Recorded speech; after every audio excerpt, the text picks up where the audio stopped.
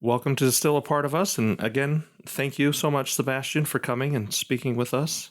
This episode, you've got a couple points that you want to make about how to help your recovery, and what you've done to help yourself recover after the loss of your son, Sebastian Alexander. Give us a brief synopsis, I guess. Tell us again about your son and all. Thank you, Lee. We had Sebastian November 21st of 2021.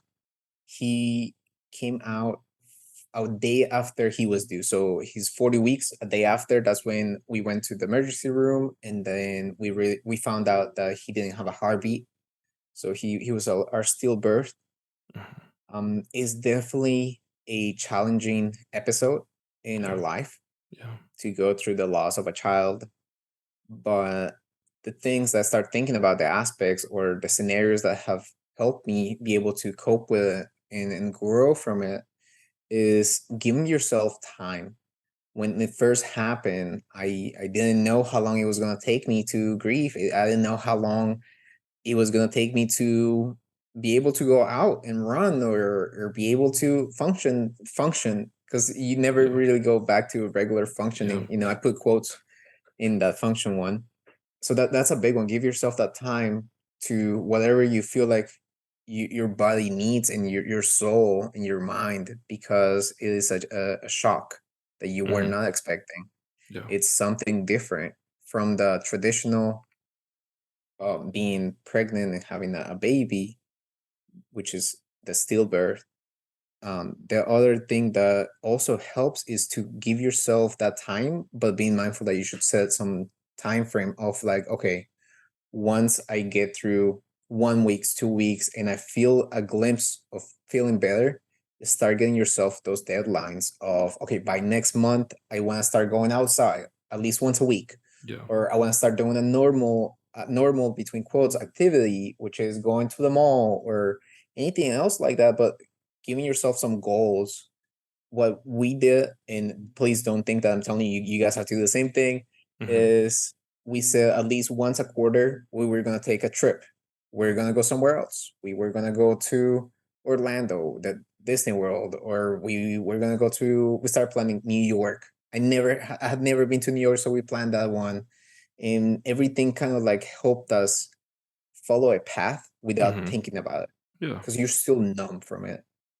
Yeah. Can I say something about setting little goals and deadlines and stuff? Of course. When we came home, our counselor told us every day you have to do three things. You have to take a shower, you have to have some nutritional meals, and you have to go outside at least for 10 minutes. And after you've done those things, if you want to go back to bed, go back to bed. But every day, have to do at least those three things. And then, as you were saying, set deadlines for further things, instead of just going out, why don't you go to the grocery store? Okay, yeah, I feel good about that.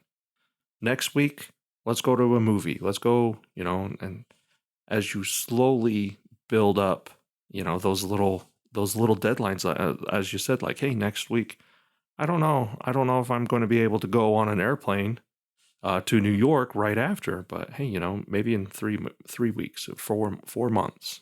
That's great. That's very saged wisdom from you. Thank you, thank you. Yes, it's weird because we took a notebook out and we started writing it down, Mm-hmm. and we did it for the entire year. We kind of had some goals that we wanted to Mm-hmm. do, and we stuck to it, to following them. But then the next year, it seemed like we didn't really need it. Yeah. We were able to just kind of do our own regular thing. It's not gonna be the same routine that you had before, Mm-hmm. because you're completely changed. You're not the Yeah. same person, Yeah. but it's definitely something that's functional, if that makes Yeah. sense. It does. Yes, sir. And then you had another point that you wanted to bring up. Yes, sir. The other one that helps you deal with this and go along with the goal setting is be prepared to fight or flight in different scenarios that you might feel you're gonna get your triggers coming in. Mm-hmm. An example that I was thinking about is if you decide to, okay, I feel comfortable going to a restaurant now. Well, you go to this set restaurant, any restaurant that you prefer to go to, And what happens when a child comes across your table? If Yeah. you feel like it's too rough for you to handle, think about, okay, well, can you go to the restroom? Is that an option? Or if that's Yeah. not an option, are you ready with the keys to the car to go inside the car and just wait 5 minutes? Or Yeah. are you okay just walking outside and taking a walk? Give yourself that scenario so you're prepared to take action. Or the other aspect, which would be fighting it. In I'm not saying go fight the child, because of course that's not what Yeah, I'm saying here. that's not a good Right. answer.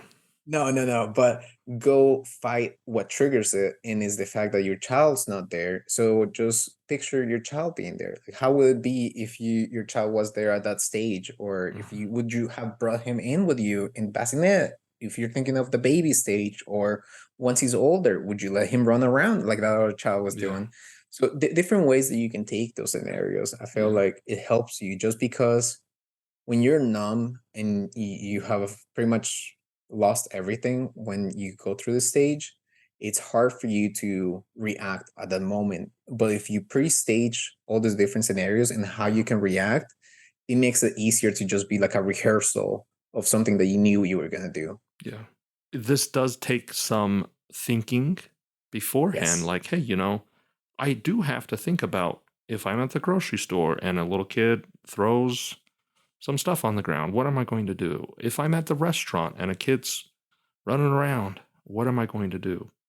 It does take Yes. some pre planning, some pre thinking, like you said, but you are able to then calm yourself because you've already thought about what you're going to do. That is so good. That is some Yeah, and good. not saying that you can always prepare yourselves, because Yeah. triggers are gonna Yeah. be left and right, unexpectedly Hmm. coming from the back as well, and you won't know what's happening. But Yeah. for the ones that you feel that are gonna trigger you, it doesn't hurt to be Yeah. prepared. Doesn't hurt to be prepared. Yes, Well, sir. thank you. Thank you so much, No, Sebastian. thank you, Lee. I really appreciate this. Even though you had me crying for seconds, it was a really good experience to do this. I'm glad I wasn't able to reach through and hug you while you were No, crying. So, right? Yeah. well, thank you so much, Sebastian, for coming and talking to us about your son and about your experience as a father to Sebastian. Thank you so much. Thank you. Yes, sir. Take care. Nice meeting you. It's nice to meet you too.